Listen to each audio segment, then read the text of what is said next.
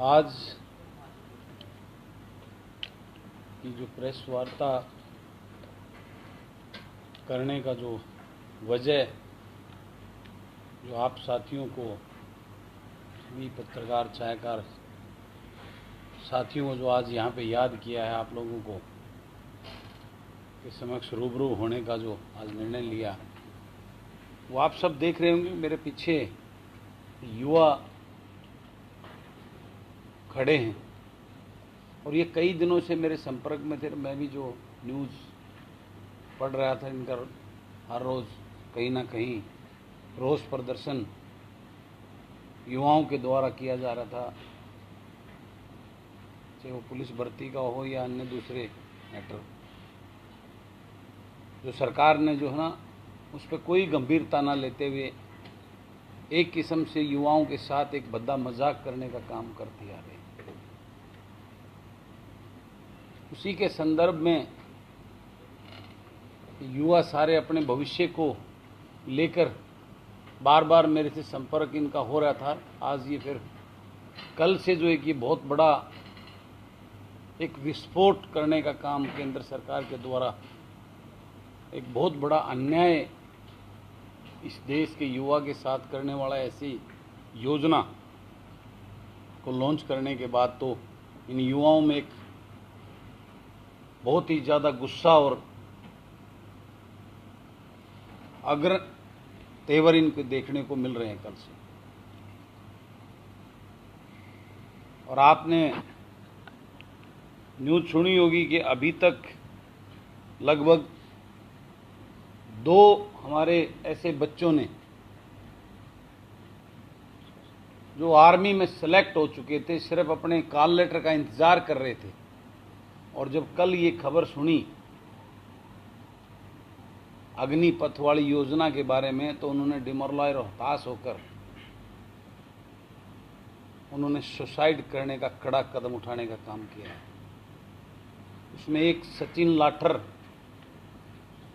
जो जींद जिले के लिजवाना गांव से है, मैं पीसी ख़त्म करने के बाद में उसकी डेड बॉडी यहाँ पीजीआई में पोस्टमार्टम के लिए आई हुई है। हम सभी वहाँ पे भी जाएंगे। मैंने पीजीआई में बात की है, जल्द पोस्टमार्टम उनका हो।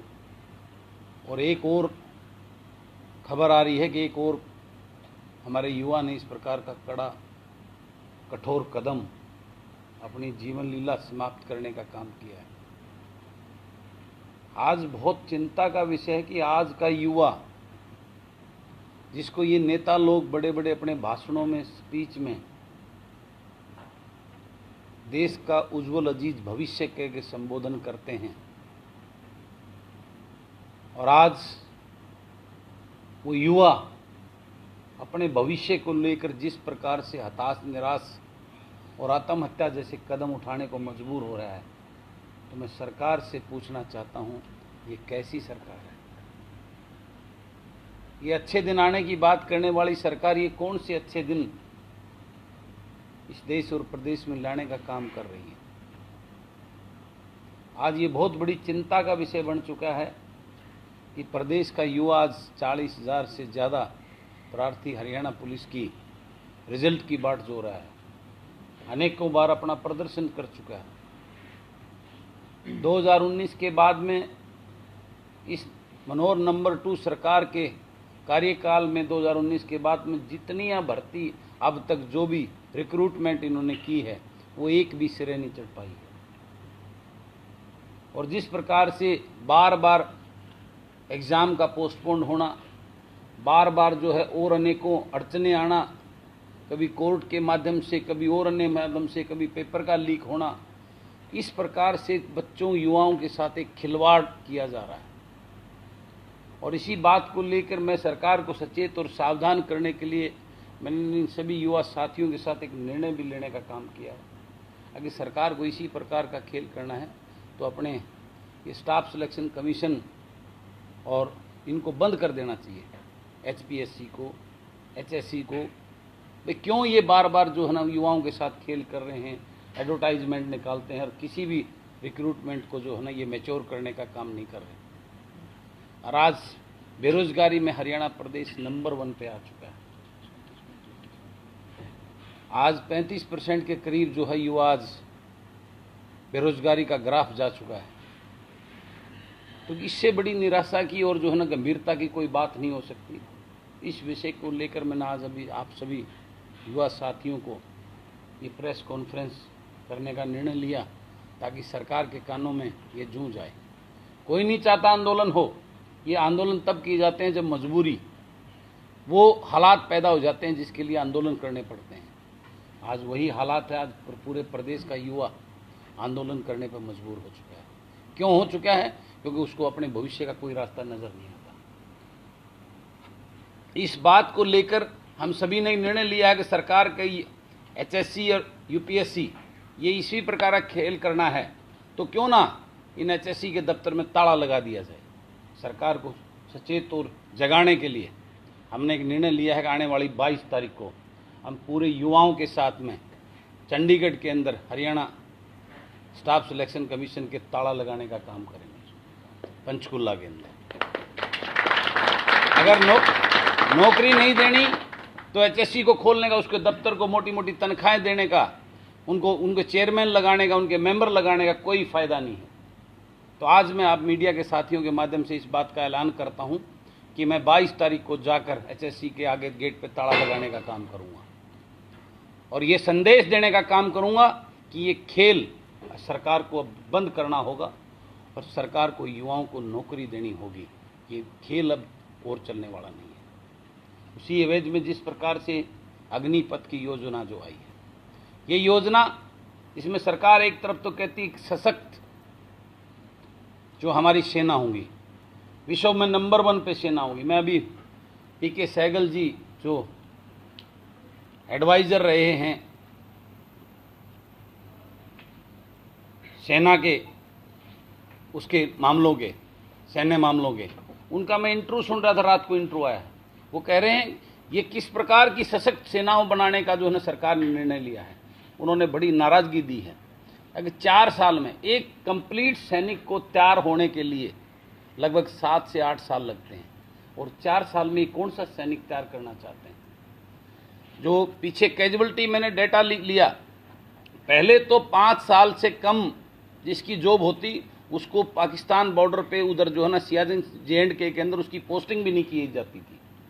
और जो पीछे मैंने एक डेटा कलेक्ट किया है, जितने कारगिल युद्ध के अंदर जो शहीद हुए उसके अंदर ज़्यादातर संख्या उन हमारे फौजियों की थी जिनकी जो है नौकरी 5 साल से कम की थी, क्योंकि उनके अंदर अनुभव की कमी थी। उस अनुभव की कमी होने की वजह से उनकी कैजुअलिटियाँ ज़्यादा हुई।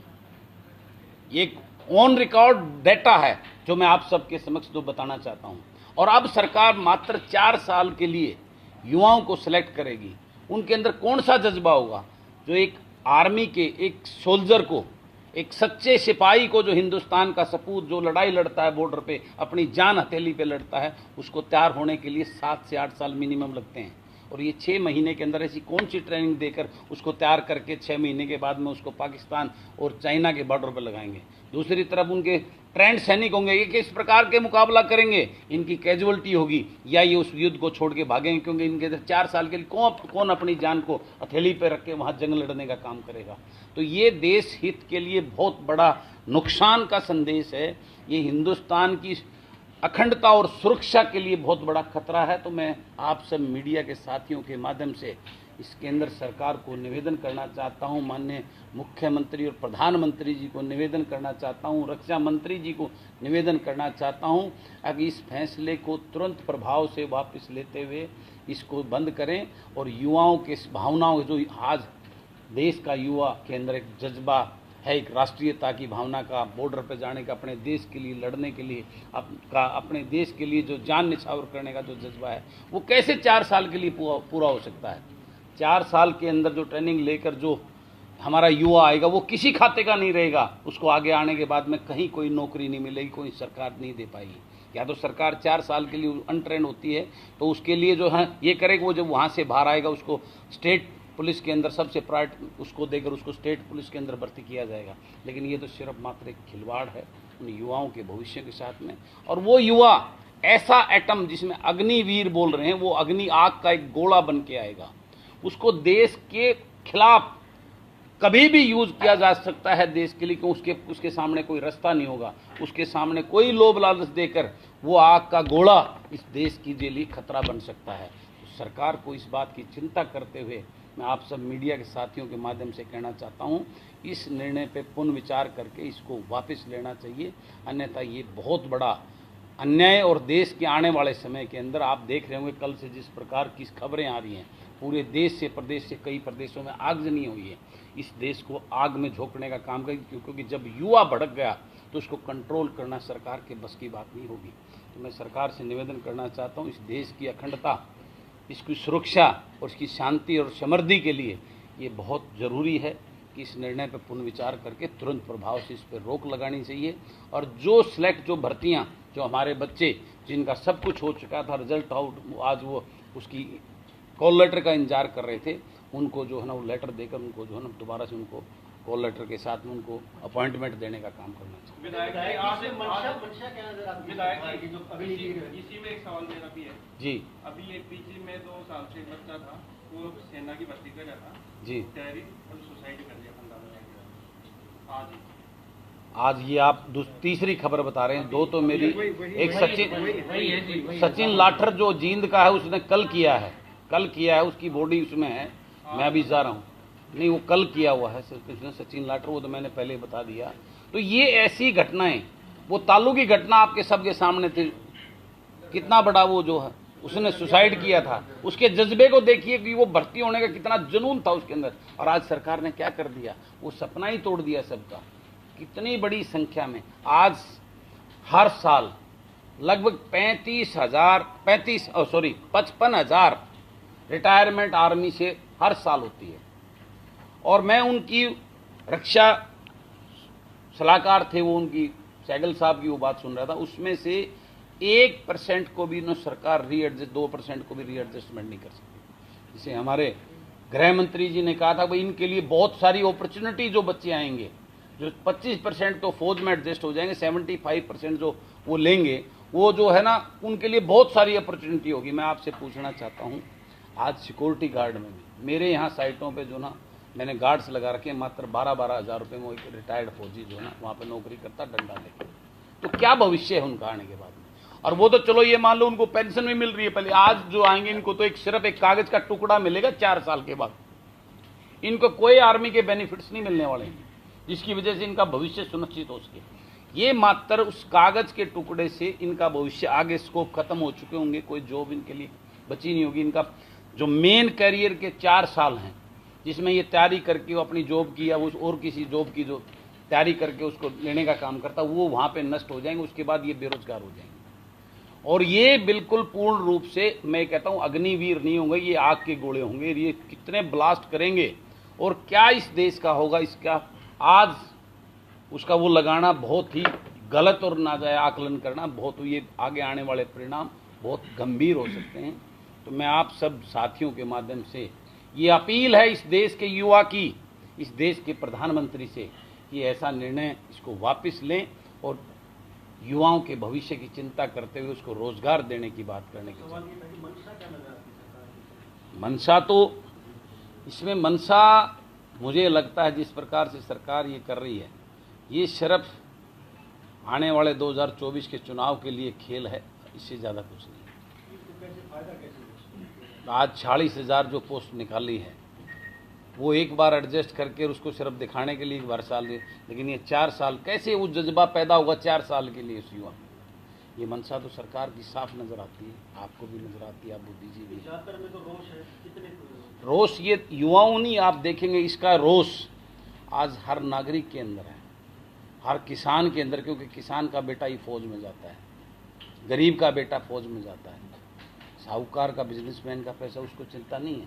लेकिन आज कितनी पॉपुलेशन है जो गरीब किसान मजदूर हैं, जिसके बेटे ये आस लगाकर फौज की भर्ती के लिए खून पसीना बहाकर दिन में सुबह शाम 3-3, 4-4 घंटे की मेहनत, रेस और एक्सरसाइज करके फौज में के लिए अपने आप को तैयार करते थे। आज सबका जो है ना सपना टूट गया है, क्या होगा उनका भविष्य, इस बात के निराश और वो बिल्कुल आज हताश होकर बैठ गया है। तो इसके लिए जो हम सबको आज पूरे देश के अंदर, ये प्रदेश का मामला नहीं है, पूरे देश का मामला है, पूरे देश का युवा आज बहुत बड़ी एक भंवर में, एक विडंबना में, एक पीड़ा के साथ में आज उसके मन में एक तूफान चल रहा है। विधायक जी, कोई शुरुआत कर रहे हैं आप लोग ताकि जनप्रतिनिधि, आप सरकार है, इस फैसलों को वापस बिल्कुल, मैं इसको वापस लेने के लिए जो है ना, मैंने बताया है कि मैं इसके लिए पूरे युवाओं के साथ में हम पद यात्रा भी करेंगे। 22 तारीख को हरियाणा सरकार की नौकरियों के लिए HSC को जो ना ताला लगाने के लिए हम जा रहे हैं वहाँ। 22 तारीख को 11 बजे HSC को पंचकुला में हम ताला लगाएंगे। हरियाणा क्योंकि बच्चे हताश हैं। बिल्कुल, रक्षा मंत्री को और प्रधानमंत्री को मैं अभी आज लेटर लिख रहा हूँ और उनसे जो है ना, हम एक पूरे युवाओं के साथ जाके हम दिल्ली में उनसे जो ना मुलाकात करके उनको ज्ञापन देने का भी काम करें। आज हम हरियाणा पुलिस के कैंडिडेट भी हैं, इकट्ठे हो रखे हैं, CET के कैंडिडेट भी इकट्ठे हो रखे हैं। जो हरियाणा का बेरोजगारी दर का आपको पता ही चल रहा है कि 35% के आसपास बेरोजगारी दर है। हरियाणा पुलिस का 2019 से ये मैटर चल रहा है। हम 4 से 5 बार तो मुख्यमंत्री साहब से मुलाकात कर चुके हैं, तो उसके बाद हम भाई बहुत सारे एजुटेशन भी कर चुके हैं, लेकिन हमारा रिजल्ट अब तक पेंडिंग है।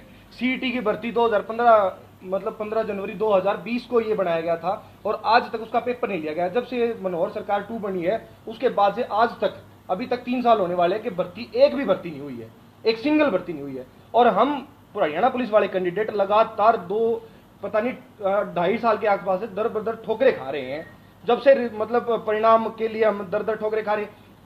भाई पेपर हो चुका, फिजिकल हो चुकी, डॉक्यूमेंट वेरिफिकेशन हो चुकी, हाइट टेस्ट हो चुकी, लेकिन ये फाइनल परिणाम क्यों नहीं दे रहे हैं? भर्तियों को कोर्ट में क्यों लटका रहे हैं? हम बच्चे क्यों परेशान हो रहे हैं? कहाँ घूमे, कहाँ जाएं, कहाँ के ठीक है। हम बच्चे आज भाई साहब के पास ये विडंबना है। आप देख रहे हैं आज का युवा जिस प्रकार से जो इसका हक बनता, राइट बनता है, आज उसके लिए इसको किस प्रकार की ठोकरें खानी। हरियाणा पुलिस की भर्ती 2019 में एडवर्टाइजमेंट हुई थी, आप अंदाजा लगा सकते हो। आज 2022 आधा आ चुका है, लेकिन अभी तक इसका परिणाम घोषित नहीं हुआ। इसमें कम से कम 40,000 लड़के अभी तक रिटर्न क्वालिफाई कर चुके हैं और सारा PST PMT क्लियर हो चुका है इनका। और 10,000 लड़कियां हैं, करीब 1100 लड़कियां फीमेल कांस्टेबल की है, 5500 पोस्ट मेल कांस्टेबल की है और दुर्गा शक्ति की भी 700 पोस्ट हैं।